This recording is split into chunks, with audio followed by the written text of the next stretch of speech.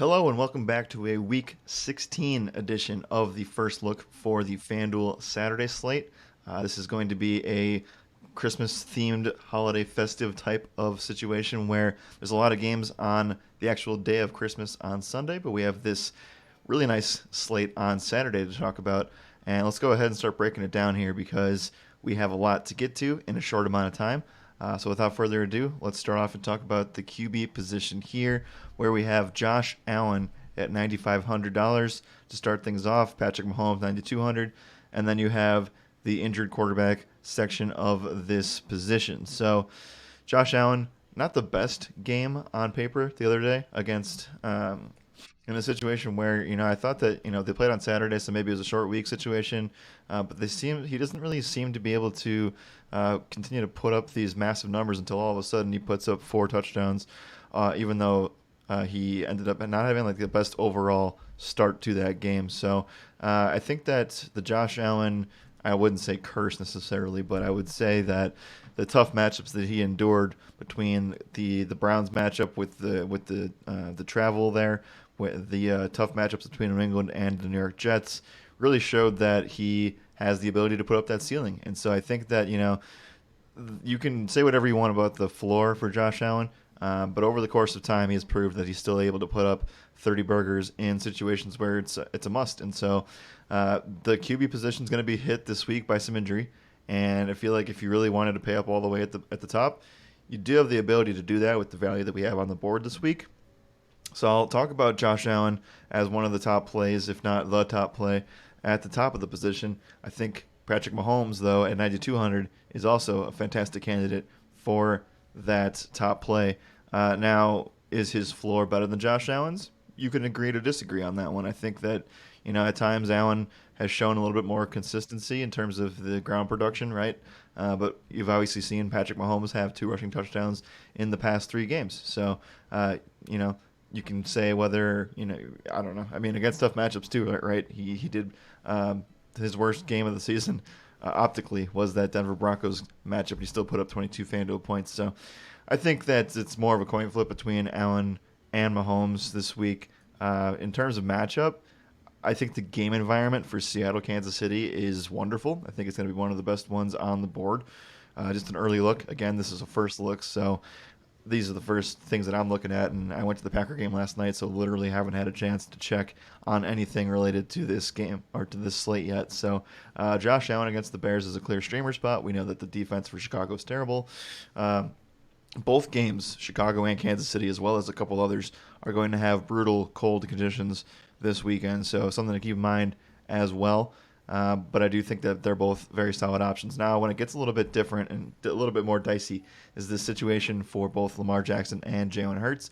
We know that Hurts is in a spot where, yes, he played through the shoulder sprain, but it also is a situation where they don't need to play him right now. So you talk about this Dallas matchup. This is technically, one of the more marquee matchups of the slate, and I think we're going to get a spot where Jalen Hurts potentially sits this one out, if not sits the rest of the regular season. And so with that being said, that'll bring up Gardner Minshew, who we'll talk about later, as a potential saving option, especially on DraftKings for tomorrow's stream. Joe Burrow against New England, you can play that. Again, I think it's more of a GPP kind of situation, not really a top play necessarily. Lamar Jackson, I don't think we see him until this is a really tough spot for him to come back in because I think that he can do really well. Tyler Huntley has just not been it. And I didn't mean to say a tough matchup in Atlanta, but I do think this is a situation where we're going to see Lamar try to give it a go, and they're probably going to shut him down and say, no, we can't afford to lose you this week. We'll take our chances against Desmond Ridder with our young stud as well. So we'll see if Tyler Huntley can put things together, but it's been a really rough string of performances for him. So we'll keep an eye on the Lamar Jackson stuff.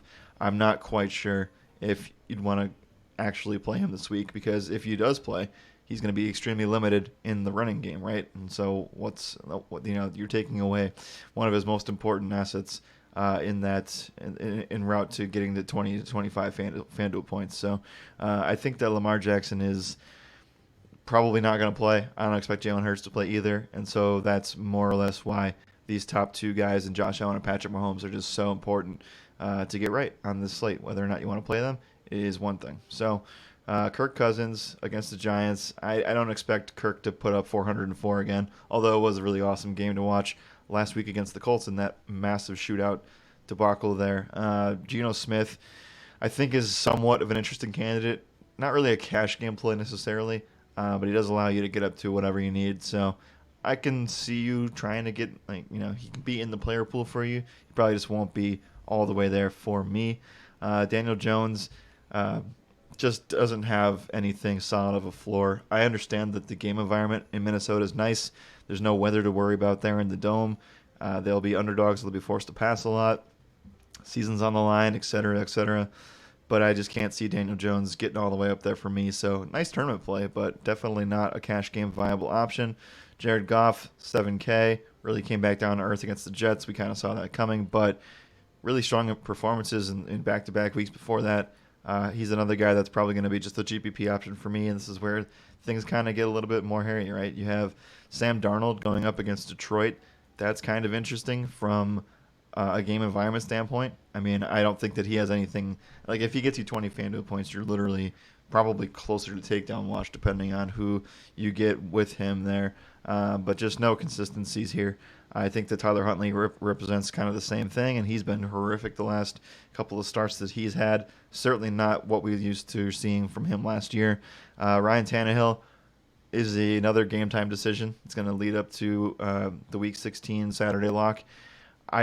Just early thoughts, it's not encouraging that he's going to be able to go. Long uphill battle is what I've heard. So with that being said, I just can't see myself going there. Malik Willis, interesting option, but we'll talk about Derrick Henry and why he is the cover boy this week.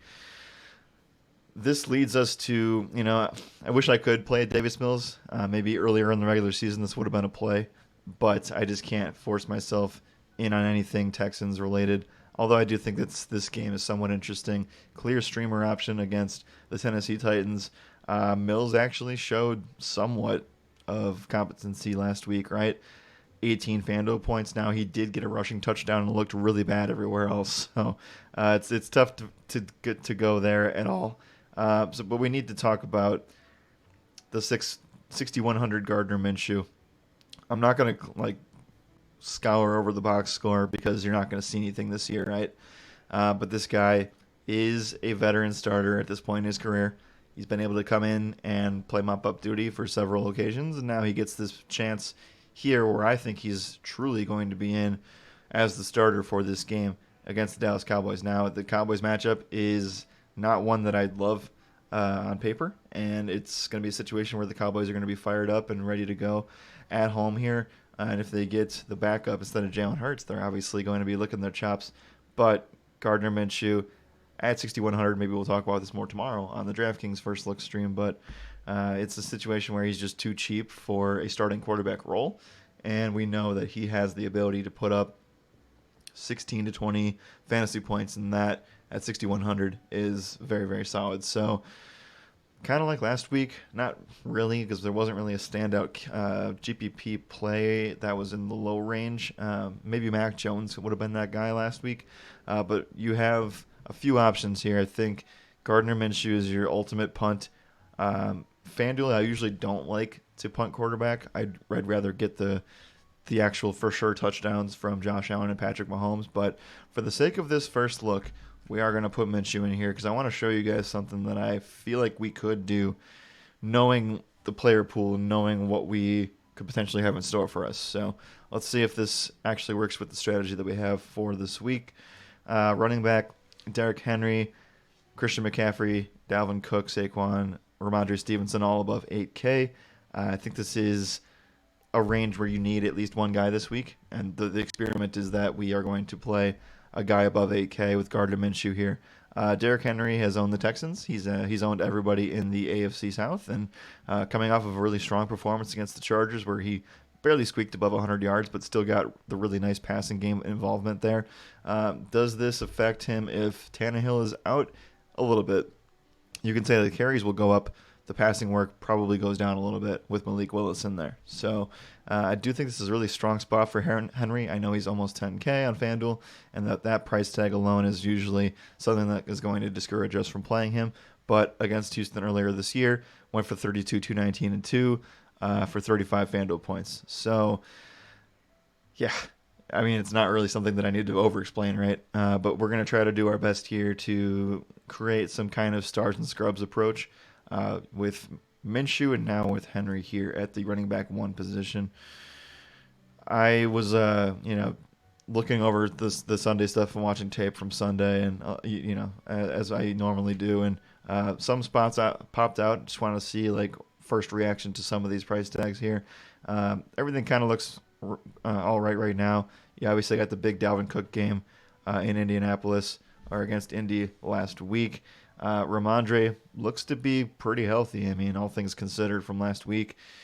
Gets a pretty tough matchup against Cincinnati after a brutal loss for New England, so I'm not super on top of that one. Nick Chubb's foot injury is somewhat concerning for the Cleveland Browns, but I don't really want to play running backs against New Orleans in the first place. If we got word that Chubb misses, I mean, that interesting spot for Kareem Hunt and Ernest Johnson, it would not be one guy specifically that would be involved here. It would be multiple RBBC type of approaches there. Tough matchups for Pollard and Mixon. And I do want to bring up again, like I was on Alvin Kamara earlier in the week last week. I got off of him because I just cannot trust anything the Saints do. And even with Mark Ingram out, yes, he got 23 touches, but man, was he pretty inefficient all the way around from a fantasy standpoint. Now, if he scores a touchdown, this completely gets wiped away, right? It looks really good. 23 touches, 93 total yards, and a touchdown would have been something that was great for your fantasy scores. But 11.4 FanDuel points with 2 touchdowns going Juwan Johnson's away, Taysom Hill throwing a touchdown. I mean, obviously bad luck for Alvin Kamara, but maybe it's not all bad luck. Maybe it's actually something that needs to be said. And that being said, I mean, I don't want to go down as the Kamara hater here, but it's truly proven that he doesn't get the team's work inside the 5-yard line. It just isn't a thing. And even they were even using David Johnson at some times to spell Kamara. So I don't know. I know it's a great matchup against Cleveland, but I'm pretty much off of the Kamara spot probably the rest of the year until we get a good matchup in the playoffs, which might not even happen. So again, the inside the 5 work really scares me on a site like FanDuel where you need to have that touchdown in order to really succeed. So I do want to give you what seemed to be a contrarian play almost the entire season, and I know this because I have him on Dynasty and season-long platforms. It's Jerick McKinnon. And never would have thought in Week 16 we'd be talking about this guy as a cash game play. But things have just trended up for him tremendously, right? And I know that he's been running well with the touchdowns, but sometimes you just have to, look at that and say, okay, is this a fluke or is this actually a trend worth looking at? And you have 3 consecutive weeks here where I know that the rushing attempts aren't great, but this passing game work is phenomenal. And so I think that's what the Chiefs normally like to do. Like this is proven over the past several years where the Chiefs are going to find their one guy and they're going to ride that guy toward the end of the regular season as well as the playoffs. And after the Pacheco fumble last week, just didn't seem to really get back in on anything there. So I know the rushing attempts were there for Pacheco, but in this environment against Seattle, I mean, I think that Jerick McKinnon should be able to catch his way through everything in this matchup at 7,300. And even if he gets 1 touchdown, he's smashing. Now he's had 4 touchdowns in the past 2 games and 5 in the last 3. But I think that this is a clear opportunity to get massive volume from a guy who is in one of the league's best offenses and one of the league's best in game environments this week. So I'm going to go ahead and click Jerick McKinnon here at 7,300. Now, I want to jump right to the flex because I think that there's some interesting options as we continue to talk, but there's one clear guy that I thought stood out above the rest a little bit that might be towards the end of the week, maybe not a cash game play necessarily, but it's going to be a spot where I think we could exploit this for a first look to kind of go with that stars and scrubs type of approach. Khalil Herbert's on his way back for Chicago. I don't really trust the Montgomery spot much. With that being said, Miles Sanders, who knows what happened with him? So I'm sorry to anybody who had him in a season-long league in the playoffs. Really disappointing week for Sanders owners. Dobbins clearly hurt, running with a limp. I know it's a pretty good matchup against Atlanta. I'd be intrigued to go here if not for Jerick McKinnon at that roughly same price.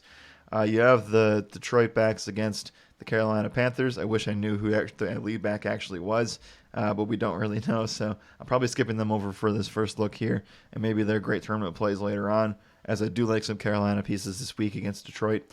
Kenneth Walker against Kansas City. I don't really want to play two running backs in the same game, but I should note that Kenneth Walker actually did look pretty solid, all things considered, in a really tough matchup. I know he went 12 for 47. The passing game work was pretty solid as well. So in a better matchup now, he should be a guy that is heavily looked at on FanDuel, who's probably $500, $600 underpriced. Pacheco against Seattle, again, the work from him was solid in terms of the rushing department. He's never going to be a pass catcher in this offense. Probably lost some key touches due to getting subbed out after his fumble. Didn't score a touchdown. If he scores a touchdown, this is totally different, right? If one of those McKinnon touchdowns goes his way, we're talking about Isaiah Pacheco as a really nice play this week. But I don't even know if that is fluky. I think that they like to use McKinnon in these goal-to-go scenarios, and I think that he provides a little bit more of a Swiss Army knife type of role, where Pacheco is more of this kind of first and second down, let's try to get 4 or 5 yards of carry to set us up for our drives. So I'm going to take Jerick McKinnon over Pacheco for right now. And then there's some interesting things to make about these running backs down here. So there's one that clearly sticks out, and I got to keep scrolling to find him. But his name is James Cook, and he's 5,300. Seen that price tag for the first time now. I know that we probably ran lucky on this last week. We played him in the Saturday 3-game slate as well as the single game showdown for this game against Miami. I do think that somebody on the Bills is going to be a tremendous guy to roster this week, and I don't think it's Nyheim Hines. So you're going to have to take a gamble on what you want in terms of touches for these running backs. I do expect Buffalo to have a pretty sizable lead in this game, and I expect it, with the cold weather, to maybe go towards a run-heavier approach in Chicago.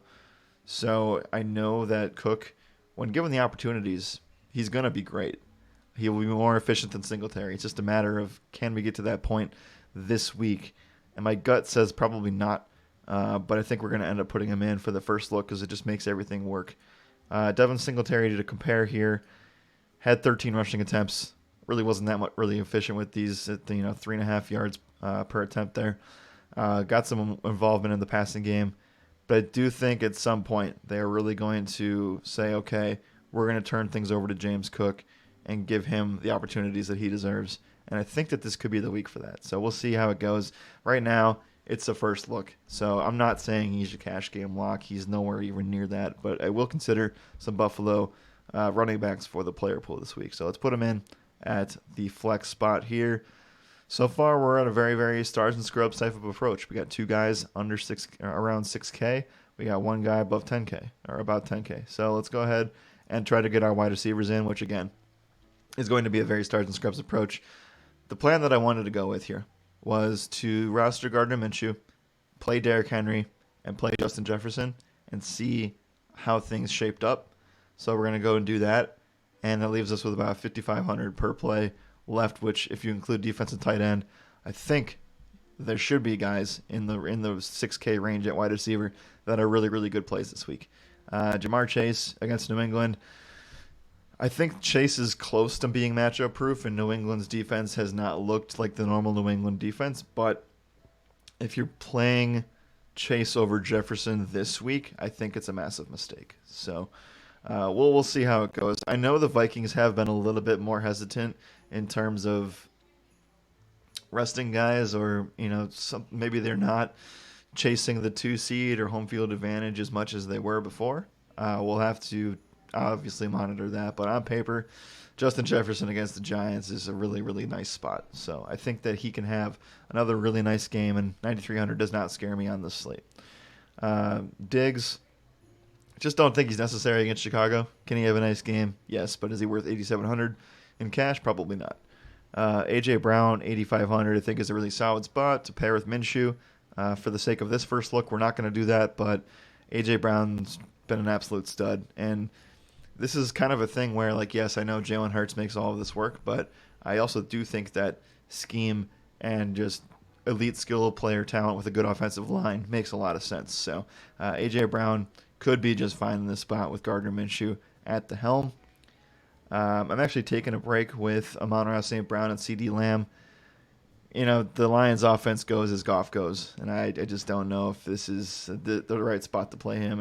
And C.D. Lamb gets a really, really tough matchup that I think he's going to struggle in. So it brings you then to DK Metcalf, who's going to, and the Seattle team is going to be an absolute necessity for this week against Kansas City. It's one of the best game environments on the slate. While I said it was cold, it's going to be really cold in that game, but the game environment itself, including the total, is something that I'm interested in looking at. So no Tyler Lockett for the Seattle Seahawks this week, which is very important considering that Kenneth Walker's on his way back.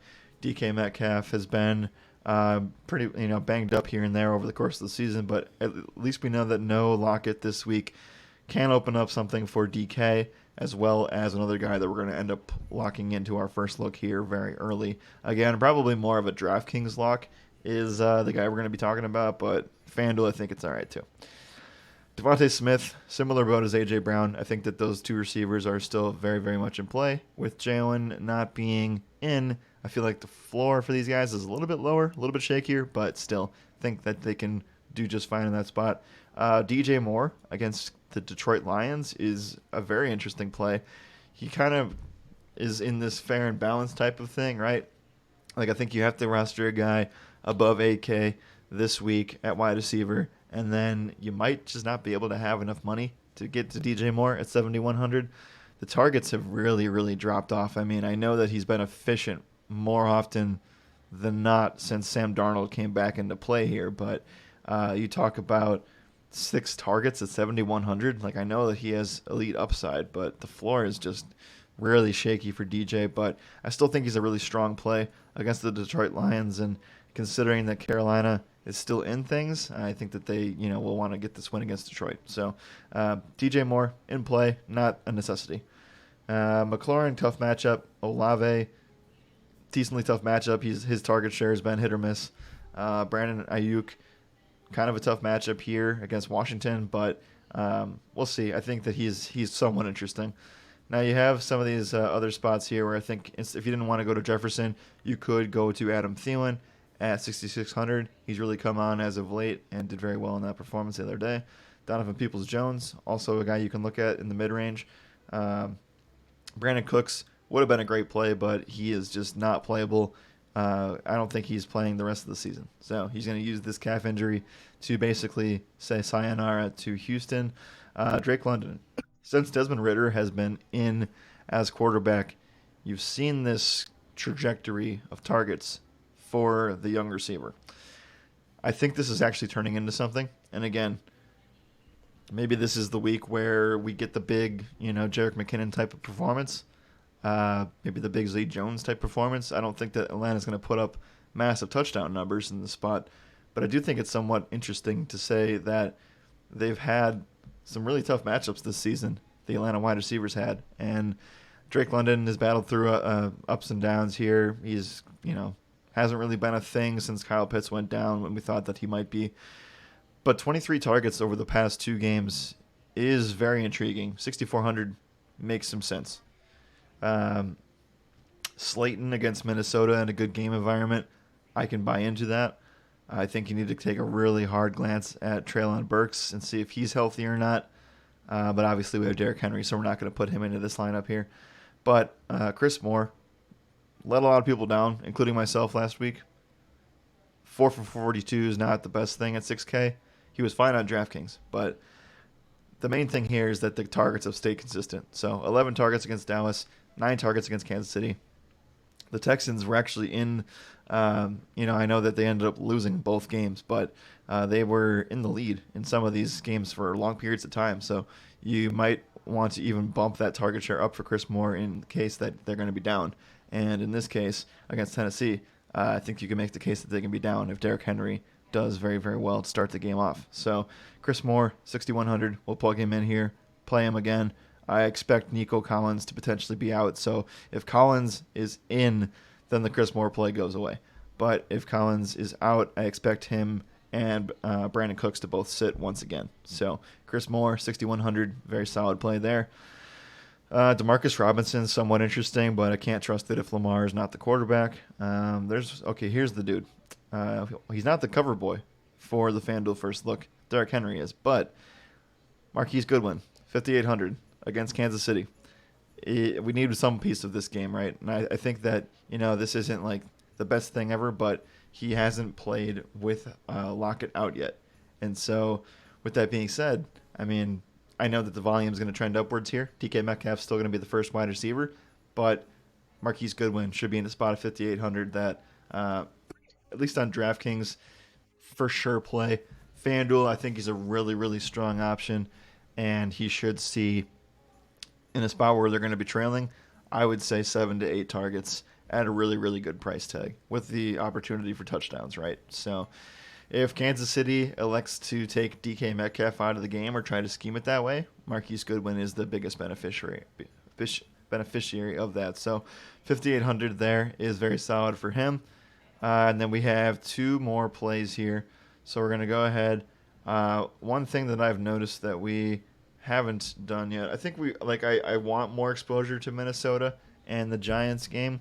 I think that we've had enough. We have two pieces of Kansas City, Seattle, so that's all right. We have Derrick Henry. We have the pillars in Justin Jefferson, Henry, and then Minshew at quarterback here. I don't think a run back of Minshew is necessary. I don't think pairing him is necessary either. Goddard should be clear and good to go for this game.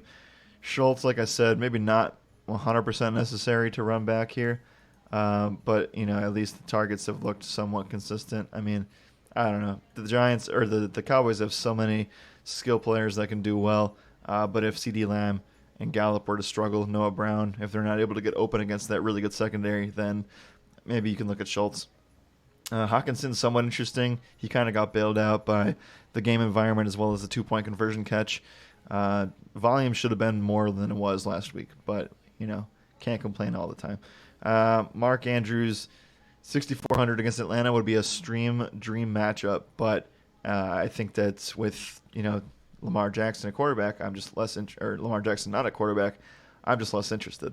Everything else is kind of a tough matchup, and we don't have the money to get Travis Kelce. So if you found a way to get Travis Kelce, let me know, and we can maybe go that direction. Like, you'd have to fade Jefferson in order to get there, but it might be a solid option for you.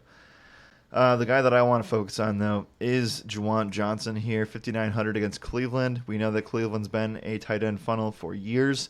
I know that the targets at tight end are always fluky all over the place, right? But there's something about Andy Dalton to Juwan Johnson that makes a lot of sense. And maybe Dalton just likes throwing to the tight end. Maybe they scheme these plays up for him. But he leads the Saints in red zone targets. They're getting to the red zone a lot. They should do it against Cleveland as well. And I think Juwan Johnson has the capability to be a really, really nice cash game play at 5,900. I know it's a little bit expensive, but I do think this is a solid spot. We'll plug him in, but just to note, if we have no Treylon Burks again, I don't mind playing Chikakonkwo in this spot. Somebody's going to score touchdowns against Houston, and if it's not Henry, it's probably going to be Chig. So I don't mind that. Keep an eye on Hayden Hurst injury as well. Noah Fant, somewhat interesting, 5,300. David Njoku, same thing there. So let's plug in Juwan Johnson. That leaves us with 4,400. Defense is pretty simple this week. I think that any of these defenses in the 4K range, low fours, make a lot of sense. Excuse me. I think that the Eagles does make some sense as well. Obviously, you have the Cowboys in the same game, which I think is going to be, like something that I want to get across just really quickly is that you can play the Cowboys defense and play Gardner Minshew and still feel pretty good about your decisions. I think there will be turnovers there. I also think that there's opportunities for sacks, and I think this is going to be still a pretty high-scoring game. So I don't mind getting the best of both worlds there. Obviously, probably not the best thing to do in cash games. I think the Bengals are very interesting against Mac Jones. We've seen Cincinnati's defense be one of the most stout units in second-half adjustments, and I think that just the way the life was sucked out of New England and the way that Cincinnati just completely overpowered the Bucs in the second half really tells me that one team is grooving and one team is not. So as simple as that, I'm going to plug in the Cincinnati Bengals at 4K. I also like Detroit at 3,900 against Carolina. And then, from there, I think it gets a little bit worse. You can potentially play Atlanta against Baltimore as well to get those Tyler Huntley turnovers there. So I think this is where we're going to stick for this first look. And like I said, we got to keep things a little bit short today. But we're going to be uploading this to YouTube. So appreciate all of the likes and subscribes to that channel. We'll be back for the DraftKings first look here tomorrow morning. As always, good night and good skill.